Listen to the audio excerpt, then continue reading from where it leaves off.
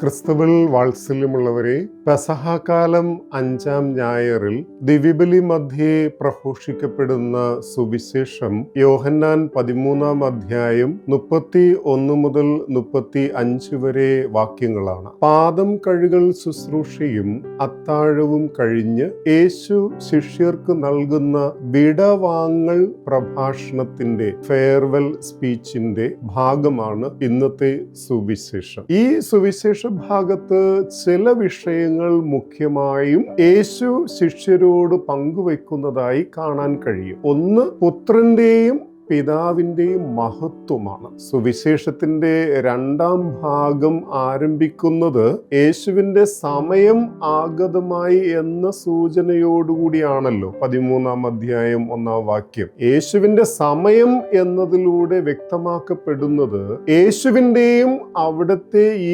ലോകത്തിലേക്ക് അയച്ച പിതാവിന്റെയും മഹത്വമാണ്. ഈ ആശയം ഇന്നത്തെ സുവിശേഷത്തിന്റെ ആദ്യ 2 വാക്യങ്ങളിൽ നിന്ന് തന്നെ വ്യക്തമാണ്. മഹത്വപ്പെടുക എന്ന പദം ഈ 2 വാക്യങ്ങളിൽ 5 പ്രാവശ്യം സുവിശേഷകൻ പ്രയോഗിക്കുന്നുണ്ട്. യേശുവിന്റെ മഹത്വം അവിടുത്തെ സഹനം, മരണം, ഉദ്ധാനം എന്നിവയിലൂടെയാണ് സംഭവിക്കുന്നത്. തൻ്റെ സമയം ആഗതമായി എന്ന് പറയുമ്പോൾ സഹനത്തിലൂടെയും മരണത്തിലൂടെയും ഉദ്ധാനത്തിലൂടെയും മഹത്വപ്പെടുവാനുള്ള സമയമായി എന്നാണ് യേശു അർത്ഥമാക്കുന്നത്. ഈ സംഭവങ്ങളിലൂടെ പിതാവ് യേശുവിൽ മഹത്വീകരിക്കപ്പെടുന്നു, ഒപ്പം യേശു പിതാവിലും മഹത്വീകൃതനാകുന്നു. അതായത് ഒരേ പ്രക്രിയയിലൂടെ അല്ലെങ്കിൽ സംഭവത്തിലൂടെ പിതാവും പുത്രനും ഒരുപോലെ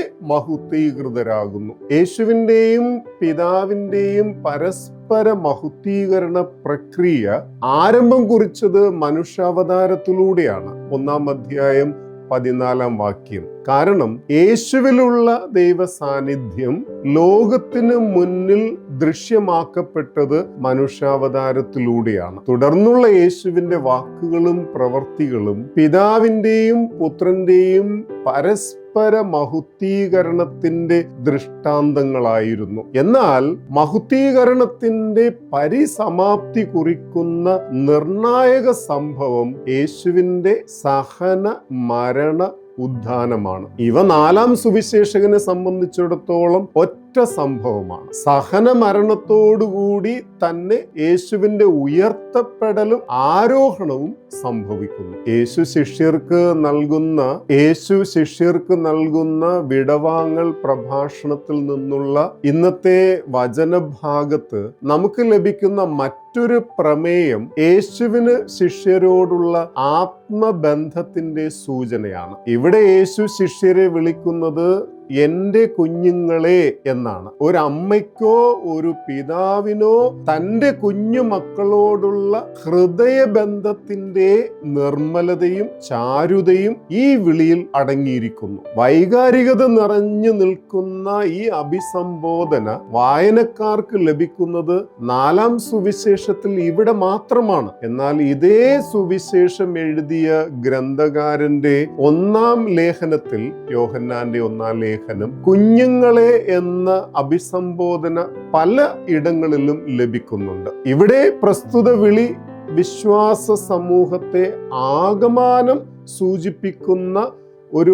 പൊതു അഭിസംബോധന ക്രമമായി നിലകൊള്ളുന്നു. യേശു ശിഷ്യരോട് സൂക്ഷിച്ചിരുന്ന ഹൃദയബന്ധം പിൽക്കാലത്ത് വിശ്വാസ സമൂഹം ആകമാനം യേശു കാത്തു സൂക്ഷിച്ചിരുന്നു എന്ന് ലേഖകൻ വ്യക്തമാക്കുകയാണ്. ഇന്നത്തെ വിശ്വാസ സമൂഹത്തോടും, അതായത് സഭയോടും, ഇതേ ആത്മബന്ധമാണ് യേശു പുലർത്തിപ്പോരുന്നത്. ഇത് മനുഷ്യാവതാരത്തിലൂടെ നാന്ദി കുറിക്കപ്പെട്ടു. തന്നെ സ്വീകരിച്ചവർക്കെല്ലാം, തൻ്റെ നാമത്തിൽ വിശ്വസിക്കുന്നവർക്കെല്ലാം ദൈവമക്കളാകാൻ അവൻ കഴിവ് നൽകി.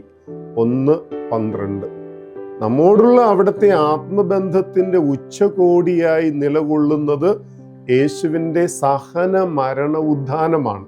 ആത്മദാനത്തിന്റെ പരമമായ ദൃഷ്ടാന്തമാണിത്.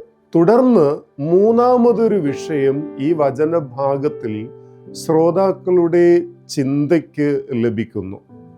അത് യേശു നൽകുന്നത് ഒരു പുതിയ കൽപ്പനയുടെ ഭാവത്തിലാണ്. നിങ്ങൾ പരസ്പരം സ്നേഹിക്കുവിൻ, ഞാൻ നിങ്ങളെ സ്നേഹിച്ചതുപോലെ നിങ്ങളും പരസ്പരം സ്നേഹിക്കുവിൻ. നിങ്ങൾക്ക് പരസ്പരം സ്നേഹമുണ്ടെങ്കിൽ നിങ്ങൾ എൻ്റെ ശിഷ്യരാണെന്ന് അതുമൂലം എല്ലാവരും അറിയും. 13:35. പ്രത്യക്ഷത്തിൽ ഈ കൽപ്പനയിൽ പുതുമയില്ല. കാരണം പഴയ നിയമത്തിൽ ഈ കൽപ്പന അടങ്ങിയിട്ടുണ്ട്. സമാന്തര സുവിശേഷകരും ഈ കൽപ്പന രേഖപ്പെടുത്തുന്നുണ്ട്. അങ്ങനെയെങ്കിൽ 4-ാം സുവിശേഷകൻ നൽകുന്ന ഈ കൽപ്പന എങ്ങനെ പുതിയ കൽപ്പനയായി മാറുന്നു? 2 കാരണങ്ങളാണ് ഇതിന് ആധാരമായി നിലകൊള്ളുന്നത്. ഒന്ന്, പരസ്പര സ്നേഹത്തിന് സഹായകമായി യേശു ശിഷ്യർക്ക് നൽകുന്നത് തൻ്റെ തന്നെ സ്നേഹത്തിൻ്റെ മാതൃകയാണ്. ഞാൻ നിങ്ങളെ സ്നേഹിച്ചതുപോലെ. ഈ പുതിയ കൽപ്പന നൽകുന്നതിന് മുന്നോടിയായി യേശു തൻ്റെ ശിഷ്യരുടെ പാദങ്ങൾ കഴുകിക്കൊണ്ട് നിസ്വാർത്ഥ സേവനത്തിൻ്റെ അടയാളം നൽകിയിരുന്നു. യേശു സ്നേഹത്തിൻ്റെ മാതൃക വിരൽ ചൂണ്ടുന്നത് യേശു ചെയ്ത പ്രവൃത്തിയിലേക്കാണ്. മാത്രവുമല്ല, യേശു സ്നേഹത്തിൻ്റെ മാതൃക പുതിയ കൽപ്പന നൽകിയതിനു ശേഷമുള്ള യേശുവിൻ്റെ കുരിശിലെ ആത്മബലിയുടെ പ്രവൃത്തിയിലേക്കും വിരൽ ചൂണ്ടുന്നു. അങ്ങനെയെങ്കിൽ സ്നേഹത്തിൻ്റെ പുതിയ കൽപ്പനയുടെ സവിശേഷത യേശുവിൻ്റെ തന്നെ മാതൃകയായി നിലനിൽക്കുന്ന നിസ്വാർത്ഥ സേവനവും ആത്മദാനവുമാണ്. 2, യേശു സ്നേഹത്തിൻ്റെ മാതൃകയെ അടയാളപ്പെടുത്തുന്ന നിസ്വാർത്ഥ സേവനവും ആത്മദാനവും സഹോദരർ തമ്മിലും പരസ്പരവും പ്രാവർത്തികമാക്കുന്നതിലാണ് യേശു നൽകുന്ന കൽപ്പനയിലെ പുതുമ അടങ്ങിയിരിക്കുന്നത്.